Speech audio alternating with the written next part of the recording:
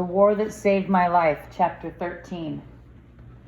The next time we went into town, we saw an enormous poster pasted to the brick wall near the train station. Jamie stopped to stare. "What's it say?" he asked. Miss Smith read it aloud, tapping the words with her fingers as she went. "Your courage, your cheerfulness, your resolution will bring us victory." "That's stupid," I said. "It sounds like we're doing all the work." Miss Smith looked at me and laughed. "You're right," she said. "It should be our courage," I said. "Our courage, our cheerfulness, our resolution will bring us victory." "Absolutely," Miss Smith said. "I'll write the War Office and suggest a revision." I couldn't tell if she meant it or not. I hated it when I didn't understand her. "I shouldn't underestimate you, should I?" Miss Smith went on. "How should I know?" I scowled. "Oh, come on, you cranky child," she said, touching my shoulder lightly. "You can help me pick out the veg." Jamie was tugging on my arm. He pointed across the street to Stephen White, holding on to the arm of a very old man. Actually, I saw it was the old man holding on to Stephen. "A friend of yours?" Miss Smith asked. "No," I said. "It's Billy's brother." Miss Smith nodded. "You can go and say hello." I felt funny doing it, but I did want to know why Stephen hadn't gone with the rest of his family. I made my way across the street. Stephen saw me. He stopped, and when he did, the old man stopped too, turning odd milky eyes toward me. Stephen gestured toward the crutches. "Good," he said. "You should have had those before." I thought of him carrying me to the station, and my face went hot. "Who's this?" barked the old man. "Who are you talking to? Somebody new?" He was looking straight at me, the old coot. Stephen cleared his throat. "It's Ada," he said, "from our lane. Ada," the man said crossly. "That's not the way you do a proper introduction. Haven't I taught you?" "Yes, sir." Stephen took a deep breath. "Sir, may I present Miss Ada Smith from London. Ada, this is Colonel Robert McPherson, British Army, retired. I live with him here." The old man stuck out one of his hands into the air.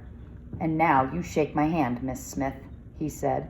"If you're from the same place the boy's from, nobody's taught you proper manners either.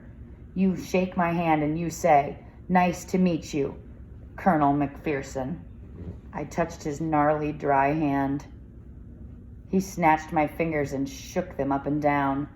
"Say, 'Nice to meet you, Colonel McPherson,'" he ordered. "Nice to meet you, Colonel McPherson," I said. "And it's a pleasure to meet you, Miss Ada Smith. If you're a friend of Stephen's, you must come around for tea."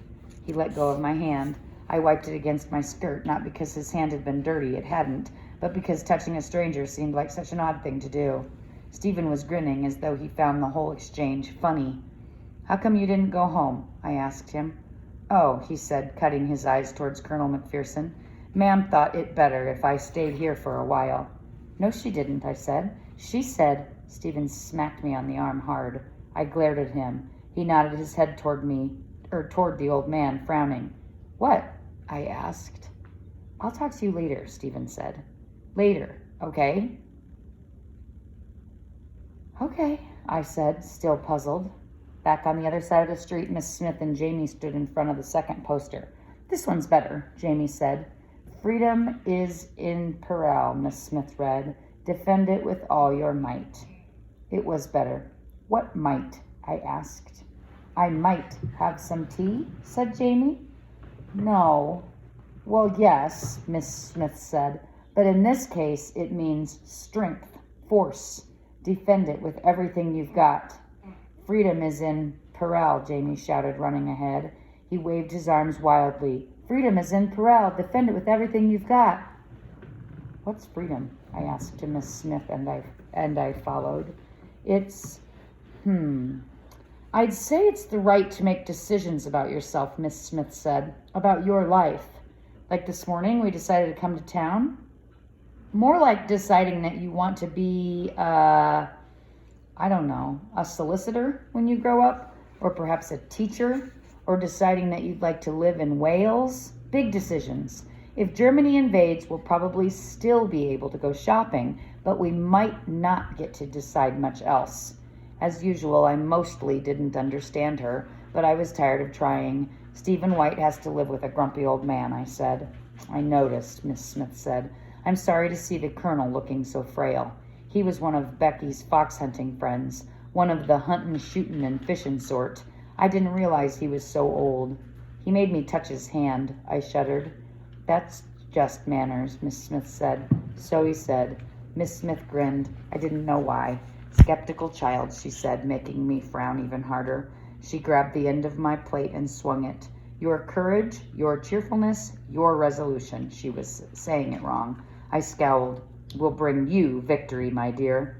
We reached the greengrocer's. Jamie waited for us. Holding open the shop door. I flicked my plate away from Miss Smith. I wasn't going to ask what any more words meant. I was so tired of words, but Miss Smith looked at me and answered my question anyway. Victory, she said, means peace. Chapter 14. A few days later, the teacher who'd been with us on the train came by the house to say that the school was starting. The village didn't have an empty building big enough to hold the evacuated children, so the evacuees had to share the village school. The regular village students would attend with their regular teachers from 8 until noon, and then the evacuees and the evacuated teachers would go from 1 in the afternoon until 5. The teacher gave Miss Smith directions to the school. We'll see you Monday afternoon, she said to Jamie as she got up to leave. We'd all 4 been sitting in the main room of Miss Smith's house on the squishy purple chairs and sofa. Miss Smith had made tea. Now she smiled quizzically at the teacher and said, Ada too, of course. I don't know how I looked, but Jamie and the teacher's mouths fell open. The teacher's mouth closed first. Ada's not on our list, she said. I told you that when I gave you their mother's address. We've only got Jamie down. Jamie said, Ada's not allowed to go outside.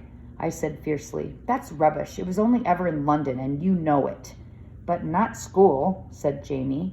I'd never thought about going. But why not? I could get there on my crutches. It wasn't that far. Miss Smith argued that lists didn't matter. Surely the lists weren't accurate. And besides, many of the children had already gone back to London. There'd have to be room for me. Room? Yes, the teacher said slowly. But is it appropriate? She stood and took a book off of one of Miss Smith's shelves. Here, she said, holding it up and out to me. Read a bit of that. I looked at the page. The rows of marks blurred and swam before my eyes. I looked up. The teacher nodded. Miss Smith came over and put her arm around me. I tried to pull away, but Miss Smith held on. You see, the teacher said softly, she isn't educable. I didn't know what educable meant. I didn't know if I was educable or not. She simply hasn't been taught, Miss Smith said. She's far from stupid. She deserves a chance. The teacher shook her head. It wouldn't be fair to the others. The door clicked softly as she left.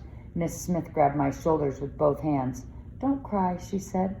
Don't cry. She isn't right. I know you can learn. Don't cry. Why would I cry? I never cried. But when I shook myself free of Miss Smith's grasp, tears shook loose from my eyes and slid down my cheeks. Why would I cry? I wanted to hit something or throw something or scream. I wanted to gallop on butter and never stop. I wanted to run, but I couldn't run, not with my twisted, ugly, horrible foot. I buried my head in one of the fancy pillows in the sofa, and I couldn't help it. I did cry. I was so tired of being alone. Miss Smith sat down on the sofa beside me. She put her hand on my back. I squirmed away. Don't worry, she said, almost like she cared about me. They're wrong. We'll find another way. I know you aren't stupid, she continued. Stupid people couldn't take care of their brother the way you do. Stupid people aren't half as brave as you are. They're not half as strong. Stupid, simple, educable, thoughtful, all just words. I was so tired of meaningless words. That night after our baths, Miss Smith came to the doorway of our bedroom before we fell asleep. She hesitated. I've brought something, she said. This was my favorite book when I was a little girl. My father used to read it to me at bedtime. I thought I'd start reading it to you. I turned my head away. More words. Jamie asked, Why, miss? I wish you'd quit calling me miss, she said, pulling the chair close to Jamie's side of the bed. My name is Susan. You should call me that. I'm reading to you because I think you'll enjoy it. Jamie said, Why would we enjoy it? Miss Smith didn't answer. She said, This book is called The Swiss Family Robinson. Listen. She cleared her throat and began. For many days we had been tempest-tossed. 6 times darkness closed over a wild and terrific scene. I buried my head deeper into my pillow. The drone of her voice sounded like a fly buzzing against a window. I fell asleep. In the morning, though, those first words stuck in my head until I couldn't stand it anymore. "Miss," I said at breakfast, "what's Tempesttossed?" Miss Smith looked at me over her mug of tea. "Caught in a storm," she said.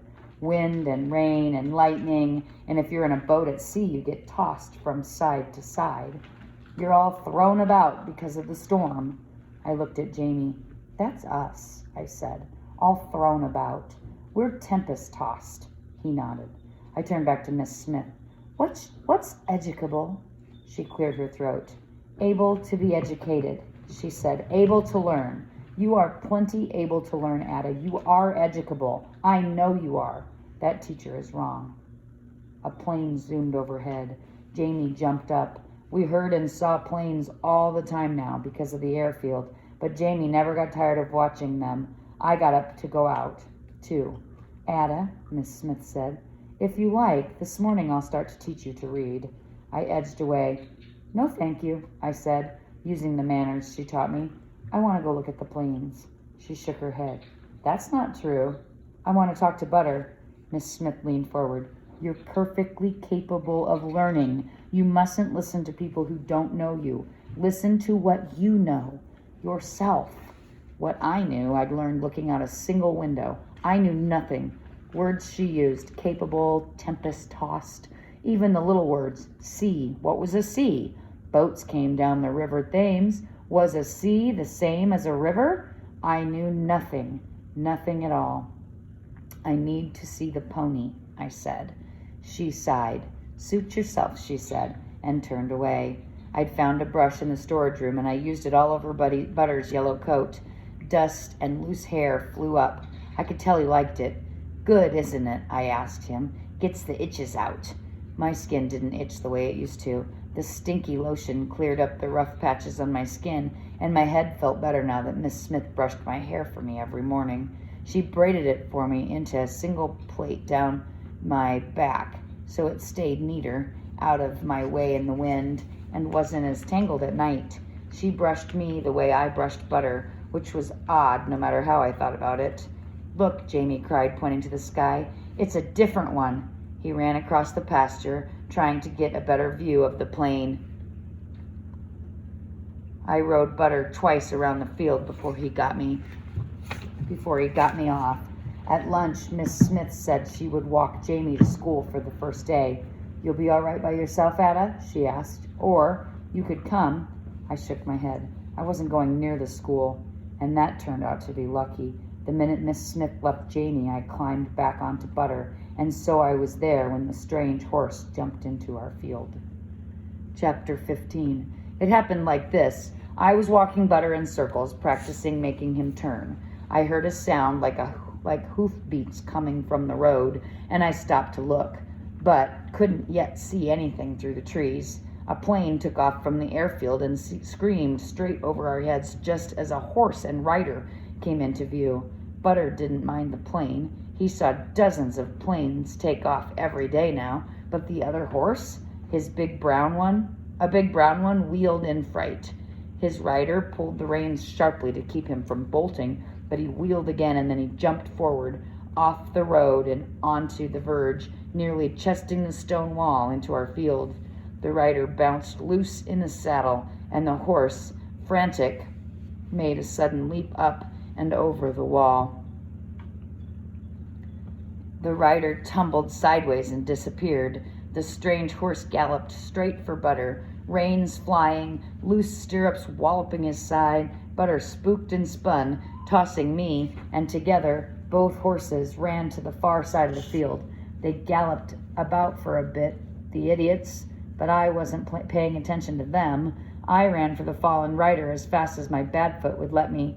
I recognized her, the little iron-faced girl, the one who'd called me out. She lay face down in the muddy weeds on the verge. I scrambled over the wall just as she, blinking, rolled herself over. She opened her eyes and let out a string of curses that would have been at home in my lane, let alone the dockyards. She ended with, "I hate that stupid bloody horse." Bloody is not something Miss Smith let Jamie or me say. It was a swear word, a bad one. "I hate him," she repeated, looking at me. "Are you much hurt?" She started to sit up, then fall back, nodding. "Dizzy," she said, "and my shoulder hurts something awful. Bet I broke my collarbone." She touched a place below her neck and winced. "My mother broke hers last year, hunting. Easy to do. Where's the wretched horse?" I looked over the wall, grazing next to the pony. "Acts like nothing's wrong." She pulled herself slowly to a sitting position. "He would. I hate him. He belongs to my brother." She started to stand, gave a small cry, and sat back down with a thump. Her skin went pale and an interesting shade of gray. "Better lay still," I told her. I went back to fetch the horse. His front foot was tangled in the reins, but otherwise he seemed fine, and he stood politely while I untangled him. He was bigger than Butter and far more handsome. Beautiful shiny coat, long, elegant legs. He sniffed my hands the way Butter often did. "No treats," I told him. I started to walk him back to the girl, but honestly my foot hurt, and also the horse was so pretty. I pulled the reins over his head, put my good foot into the left stirrup, and hauled myself aboard. The saddle felt snug and comfortable after all the loose sliding expanse of Butter's bare back. I couldn't put my bad foot into a stirrup, but I liked the feel of the stirrup on my good foot. I gathered the reins up and the horse delicately arched his neck. I thumped him with my heels and he nearly bolted. My mistake. Clearly the horse responded to much softer signals than Butter. I pulled him back and used my legs very gently. He walked forward, a fine, long-striding, loopy sort of walk. Now the girl was standing, hanging onto the wall. She called, "Take him around by the gate." I had a better idea. The horse had jumped in. It could jump out. I kicked him forward. He took a few enormously bouncy strides and then settled into a nice, smooth run. Oh, I thought, my breath catching in my throat. This was what it felt like to move fast without pain. I pulled on the reins and aimed the horse straight for the wall. He never hesitated. Up and over in one smooth bound, flying. I held onto his mane with both hands and flew with him. We landed together on the other side. I laughed out loud. "Show off," the girl said, but she was laughing too. "Lucky you there isn't another airplane." "Lucky me," I said. "Can you ride him now?" She moved her right arm experimentally and winced. "I'll never be able to hold on him," she said, "not one-handed, and my head hurts terribly. Can I get up behind you?" I scooched forward. The saddle was plenty big. I took my foot out of the stirrup and helped pull her onto the horse. "You can have the foot things," I said. She put her good arm around my waist. "They're called stirrups," she said, slipping her feet into them. "Just go back the way I came from and walk, please. My head feels like it's smashed in two. A trot would be the end of me." Her name was Margaret. Her mother was the head of the Women's Volunteer Service, which was why she was in charge of the evacuees. "But that's not all," Margaret said. "She does war work all the time. She's trying to stay busy so she doesn't have time to worry about Jonathan. She wants to win the war herself before he's part of the fighting." Jonathan, Margaret's brother, was learning to fly planes at a different airfield far from here. He'd left Oxford to do it, Margaret said. "You talk like our evacuees," she said, the same funny accent. I said, "You talk funny to me." She laughed. "I guess, but you can ride, and our evacuees, the ones staying with us, I mean, are all terrified of horses. Where'd you learn to ride in London?" "Didn't, just teaching myself here." "Well, you're pretty good." "On a posh horse like this one, anybody would be," I said. "Our pony has me off half a dozen times a day." "Ponies are snakes," she replied. "Sneaky devils. You should see what mine gets up to."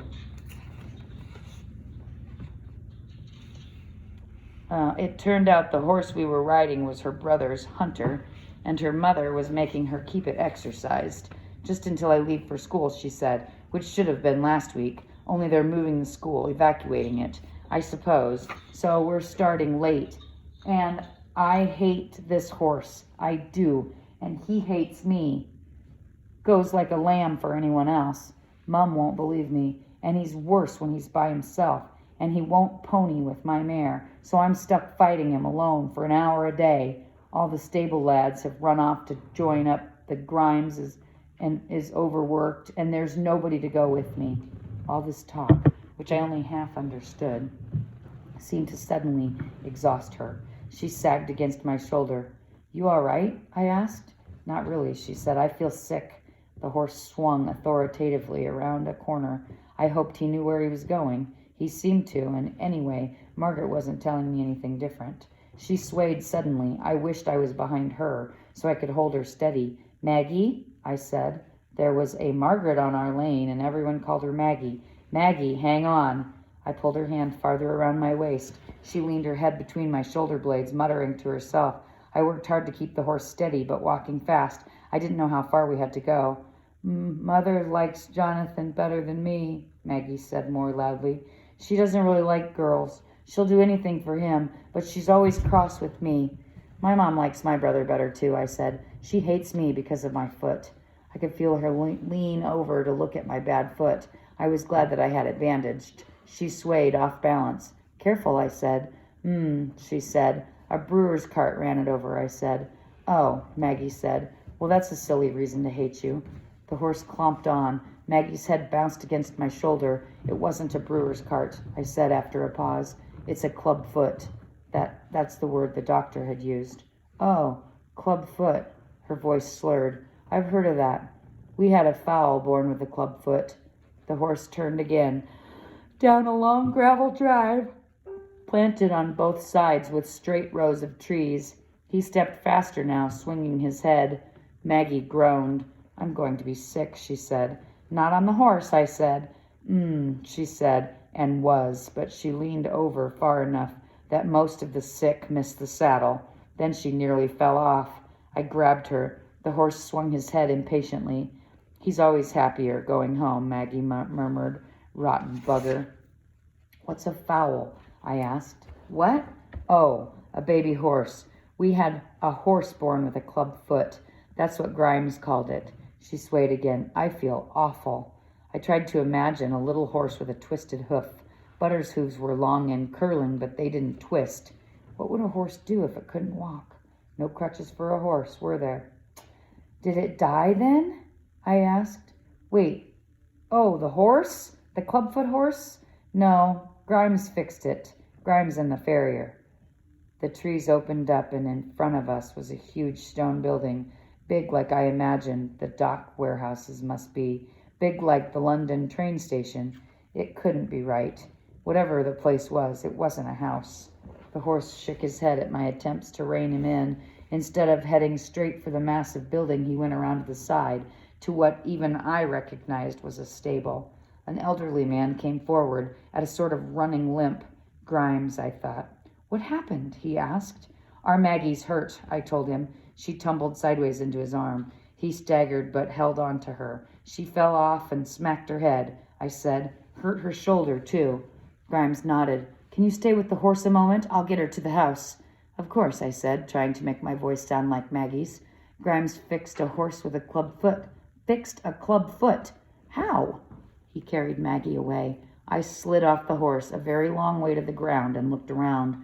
There were stalls just like the closed-up ones at Miss Smith's house, only more of them and fancier, and mostly occupied. Horses looked over the open tops of the stalls' half-doors, their ears pricked with interest. Some of them made little murmuring sounds. I led Maggie's brother's horse into an empty stall. The horse thrust his head into a water bucket and then into a pile of hay. I got the saddle off of him, not hard, just buckles under the flat bits, and slung it over the door, then got the bridle off. I shut the horse in the stall and carried the tack and bridle to their storeroom, which I found without any trouble. One row of racks held saddles, another bridles, and I put the kit I held into the empty spaces. I wandered around looking at the other horses until Grimes returned. "Thank you," he said. "She's in bed now, and Milady has phoned for the doctor. Don't think there's anything more we can do. She doesn't know where she is right now." You get that sometimes with a smack on the head. "She seemed all right at first," I said. "She got worse as we were going."